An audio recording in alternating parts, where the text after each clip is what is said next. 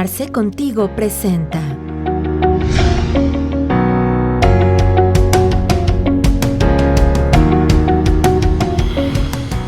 Bienvenidos a Arce Contigo. Una de las principales acciones que la Secretaría de Hacienda ha encaminado a efecto de erradicar los temas de lavado de dinero y la defraudación fiscal, entre otros, es el congelamiento de cuentas. Es un tema que sin lugar a dudas preocupa mucho a todo el empresariado mexicano. Es por eso que comentamos con el maestro Lisandro Villanueva al respecto y nos dio los siguientes comentarios. Hola, buenos días, mi nombre es Lisandro Villanueva. Actualmente me encuentro desempeñándome en el sector financiero y mi especialidad es la prevención del lavado de activos, así como el bloqueo de cuentas. El día de hoy les vamos a hablar de un tema que últimamente ha tomado bastante relevancia, que es el bloqueo de cuentas. ¿Qué es el bloqueo de cuentas? ¿Cómo sucede? ¿Cuáles son los supuestos? ¿Existe solución? ¿Hay formas de prevenir el bloqueo de cuentas? Bien, van a ser una serie de preguntas que voy a ir desarrollando en esta pequeña plática que vamos a tener. El primer punto es, ¿qué sucede en el bloqueo de cuentas? Bien, el bloqueo de cuentas como tal es cuando una institución financiera a la cual tú perteneces desiste o deja sin efectos la capacidad que tú tienes para mover todos tus activos. Es decir, tú no vas a tener la capacidad de mover tu dinero sin ninguna autorización previa de la autoridad. Ahora, ¿por qué sucede el bloqueo de cuentas? Principalmente sucede en varios supuestos. Puede ser por una orden de una autoridad administrativa o puede ser por una orden de una autoridad judicial. Permítame desarrollar un poco más este tema. Cuando hablamos de una orden administrativa, tenemos que referirnos específicamente a la OIF, a la Unidad de Inteligencia Financiera. ¿Cómo es que la OIF interviene en este proceso? Bien, hablando un poco de antecedentes, durante el gobierno de Felipe Calderón, del año 2006 al 2012, hubo una serie de reformas o de políticas que su finalidad eran combatir el narcotráfico. Una de las principales políticas que intentó implementar para combatir a estos sujetos fue precisamente atacar a sus activos, es decir, a sus ganancias del narcotráfico. A partir de esto empiezan a existir una serie de reformas, como fue la creación de la Ley Federal para la Prevención e Identificación con Recursos de Procedencia Ilícita en el año 2012, cuya principal finalidad era prevenir que el dinero se estuviera lavando en una serie de actividades, denominadas actividades vulnerables. Bueno, esta ley, ¿qué es lo que nos dice?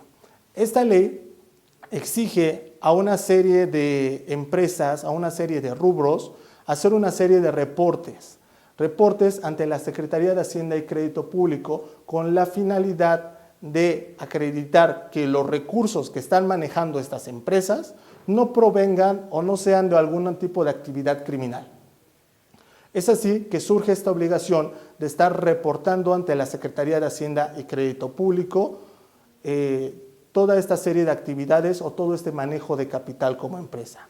Bien, esa es una parte en la cual es posible que proceda el bloqueo de cuentas. Es decir, si la autoridad administrativa, la Secretaría de Hacienda y Crédito Público, se da cuenta o no logran acreditar ustedes como empresas que el dinero que están manejando es lícito, bueno, la OIF, la Unidad de Inteligencia Financiera, dependiente de la Secretaría de Hacienda y Crédito Público, tiene la facultad para bloquear las cuentas como una medida preventiva. Ahora bien, el otro supuesto que existe para un bloqueo de cuentas puede ser cuando lo ordene una autoridad judicial.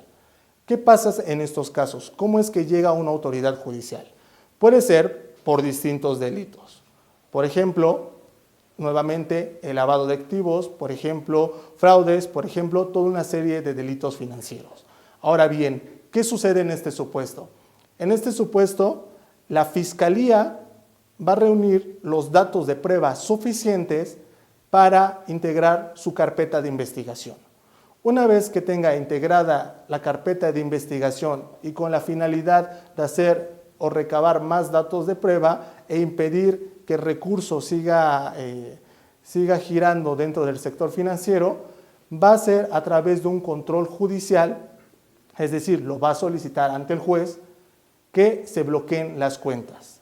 Y el juez va a girar oficio a la Comisión Nacional Bancaria para que todos los bancos en donde tenga cuentas este usuario sean bloqueadas. Ahora, son los dos supuestos. Quiero que pongan mucha atención porque por un lado tenemos un acto administrativo que es por parte de la Secretaría de Hacienda y Crédito Público y por otro lado tenemos un acto judicial que es una orden de un juez.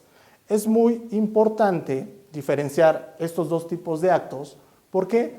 Porque para estos actos va a haber soluciones diversas. Para el acto administrativo, cuando la Secretaría de Hacienda y Crédito Público nos bloquea nuestras cuentas, ¿qué vamos a hacer?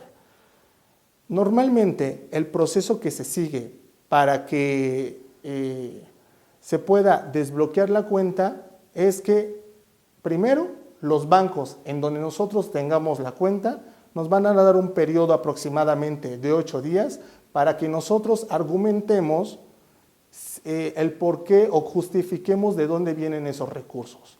Después de ese tiempo, nosotros tenemos distintos recursos. Uno de ellos, y el más efectivo en este caso, es el amparo indirecto.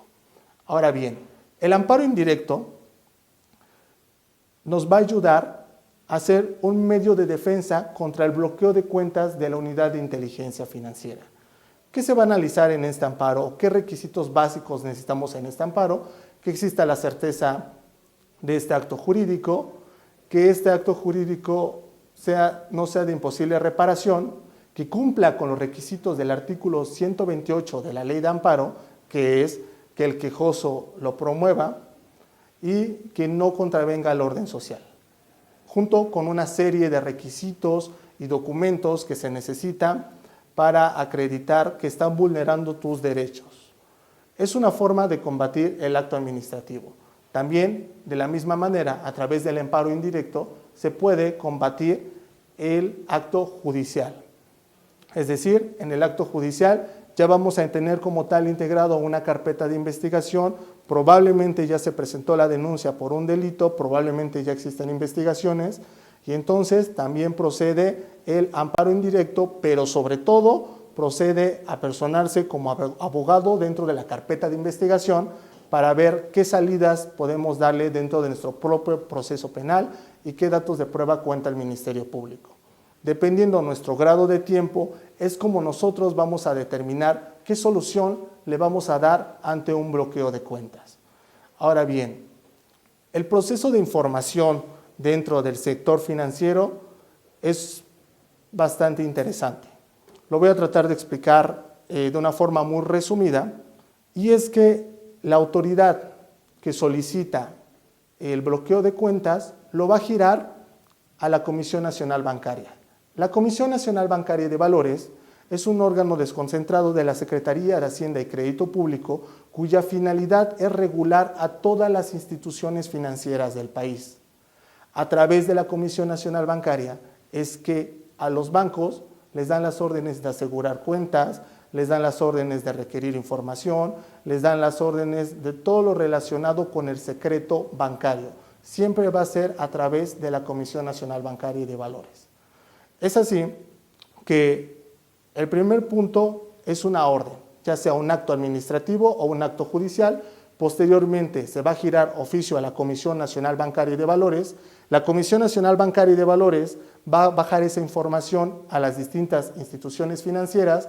Las instituciones financieras van a hacer los actos que nos ordene la autoridad, por ejemplo, bloqueo de cuentas, aseguramiento, información acerca de ciertas cuentas bancarias, y nosotros o los bancos se va a entregar una carta al usuario de esas cuentas para que manifieste lo que a su derecho convenga y se reporte con la autoridad correspondiente. Ese es el proceso que sigue el bloqueo de cuentas, esa es la solución que se da en el bloqueo de cuentas. También quiero mencionar algo muy importante. Todo lo relacionado con el secreto bancario, cualquier situación que tenga que ver con cuestiones bancarias e información personal, debe de seguir, de acuerdo a la jurisprudencia de la Suprema Corte de Justicia de la Nación, un control judicial.